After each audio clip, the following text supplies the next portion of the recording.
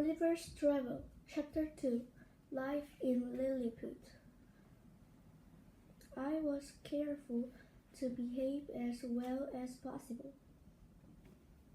to persuade the king to give me my freedom.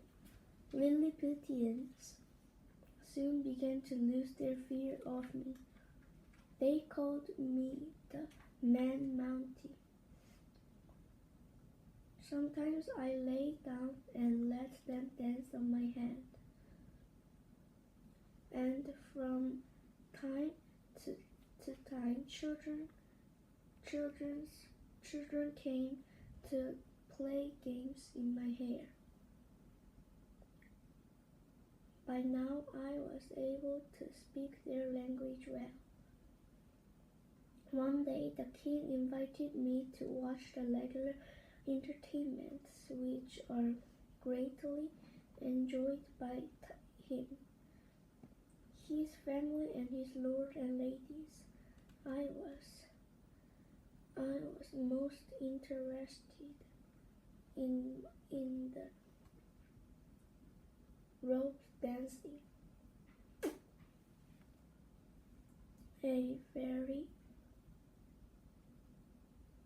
A very thin rope is fixed 30 centimeters above the ground. People who want to become the king's most important officials jump and dance on this rope, and whoever jumps highest without falling gets the best job. Sometimes the king orders his lord to dance on the rope, so they can still do it.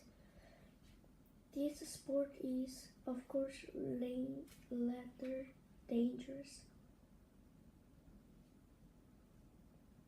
and there are occasional deaths as a result. It seems a strange way of choosing officials.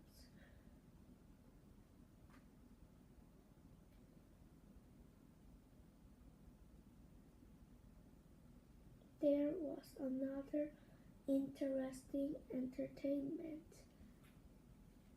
The king holds a stick in front of him and sometimes moves it up and down. One by one, people come up to him and jump over the stick or crawl under it. They go on jumping and crawling as the king moves the stick.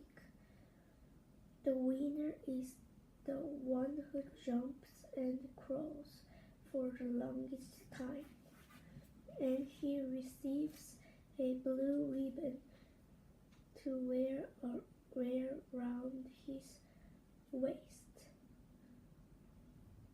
The second best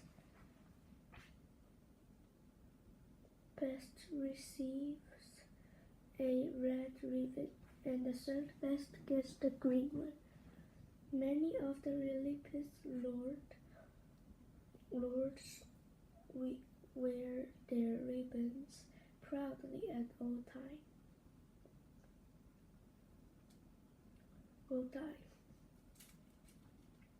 I have certainly never seen entertainment like this in any of the countries I had visited before.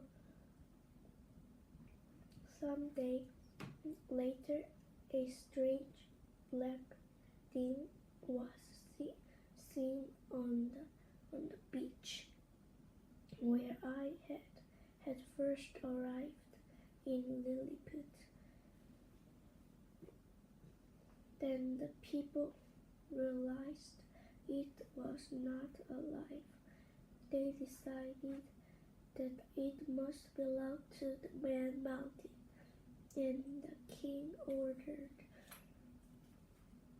them to bring it to me. I thought I knew what it was. When I arrived, it was rather dirty because it had been pulled along the ground by horses. But I was delighted to see that it was, in fact, my hat. I had lost it in the sea when swimming away from the ship.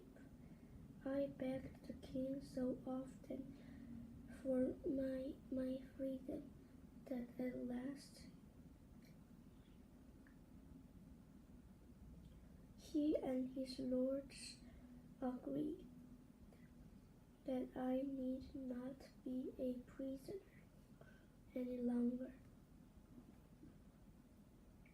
However, I have to promise certain things.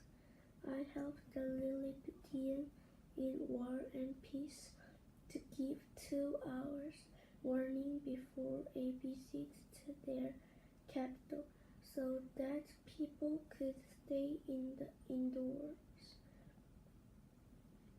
To be careful not to step on any Lilliputians or their animals. To carry important messages for the king if necessary, to help the king's workmen carry heavy stones, to stay in Lilliput until the king allowed me to leave. On his side, the king's promise I would receive food and drink enough for 1,724 Lilliputians. I agreed to everything at once. My chains were broken and I was free at last. The first thing I did was visit the capital city. The people were warned so that they would not be in danger. I stepped carefully over the city wall, which was less than a meter high, and walked slowly through the 2 main streets. It is usually a very busy city with shops and markets full of people. By today, the streets were empty. There were crowds watching me from every window. In the middle of the city is the king's palace. The king had invited me to enter it, so I stepped over at the surrounding wall into the palace garden.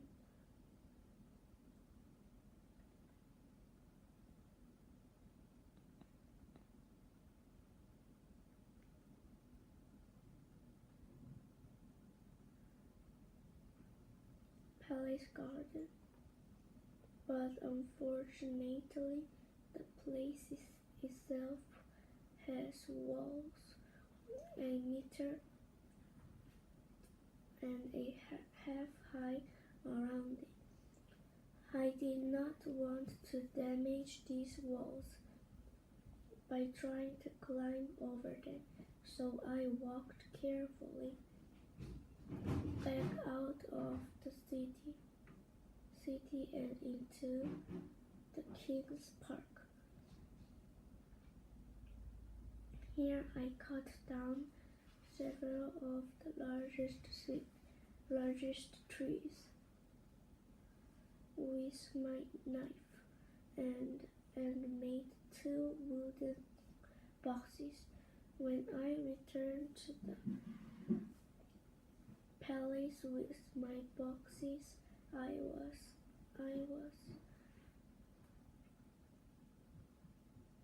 was able to stand on one box on one side of the wall and step onto the other box on the other side. I lay down on the ground and looked through the windows right into the king's room. You cannot imagine a more beautiful place to live in. The rooms and the furniture are perfect in every detail. As I was looking in, I could see the queen surrounded by her lords and ladies. She kindly put her hand out of the window for me to kiss. I think I should give you some general information about Lilliput. Most Lilliputians are about 15 centimeters tall. The birds and animals are, of course, much smaller than the people, and the tallest trees are only a little taller than I am. Crimes here are punished, but if someone is accused of a crime and then it is proved that the accuser is lying, the accuser is immediately killed. Lilliputians believe that there are two sides to the law. Criminals must be punished, but people of good character must be rewarded. So if a man can prove that he has obeyed every law for 6 years, he receives a present of money from the king. They also believe that any man who is honest, truthfully, and good can serve his king and country. It is more important to have a good character than to be clever or intelligent. However, only those who believe in God are allowed to be the king's officials. Many of their laws and customs are very different from ours. By human nature is the same in every country. The Lilliputians, like us, have learned bad ways, choosing official because they are able to dance on a rope is just one example. Now I shall return to my adventure in Lilliput. About 2 weeks after my first visit to the capital, I was visited by one of the king's most important officials. His name was Relduleso, and he had helped me many times since I was arrived in Lilliput. I started the conversation I'm so glad they've taken away my chain, I told him.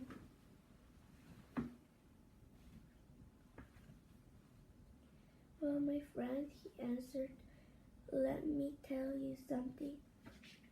You're only free because the king knows we're in a very dangerous situation. Dangerous? I cried. What do you mean? Lilliput has enemies at home and aboard, he explained. For 6 years now we've had two political groups, the high hill and the low hill. Perhaps the high hill were more famous in the past, but as you can see, our present king and all his officials swear the lowest hill. The two groups hate each other, and a high hill will refuse to speak to a low hill. That's the problem in Lilliput. Now we're getting information that the people of Breakfast are going to attack us. Have you heard of Breakfast? It's an island very near us, almost as large and important as Lilliput. They've been at war with us for 3 years, you see. But how did this war start? I asked. Well, you know, of course, the most people used to break their boiled egg are the larger end. But our king grandfather once cut a finger while breaking his egg this way, and so his father, the king, ordered all Lilliputians. From then on, the break and the smaller end of their eggs. People who do that are called small Indians. But Lilliputians feel strongly about his end from big Indians have fought angrily against this law. As many as 11,000 people have been killed because they refused to break their eggs at the smaller end.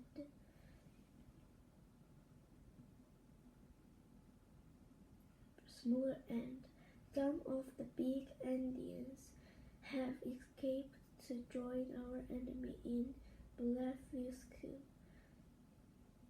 The king of Blefuscu has always wanted to defeat Lilliput in war. And now we heard that he's prepared a large number of ships, which will attack us very soon. So you see, my friend, how much our king needs your help in order to defeat his enemies. I did not hesitate for a moment. Please tell the king, I answered warmly, that I am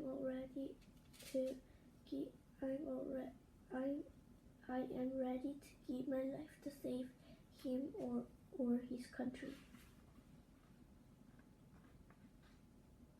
End of chapter 2.